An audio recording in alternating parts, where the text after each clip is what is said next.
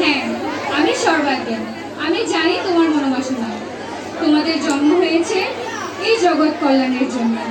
আমি তোমাদেরকে এই পৃথিবীতে কলিযুগে মানুষের উদ্ধারের জন্য এনেছি। শোনো পুত্র গদাধর, ভবিষ্যতে তুমি যে রামকৃষ্ণ পরমহংস আর পুত্র নরেন্দ্র স্বামী বিবেকানন্দ নামে বিশ্ববিখ্যাত হবে। এই বিবেকানন্দই এই পৃথিবীর সম্মুখে সনাতনের সত্য পরিচয় তুলবে, সনাতনের দিকে সকলকেই ঘাতিক করবে এবং সনাতনের নিরু পৃথিবীতে পুনরায় স্থাপিত করবে।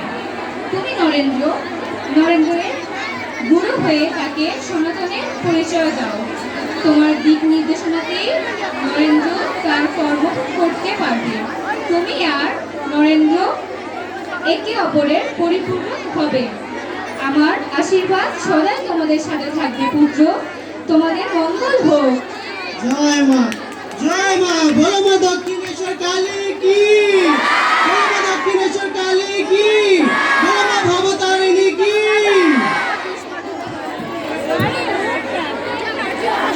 ধন্যবাদ, ইত্যা সুন্দর নাটক পরিবেশন।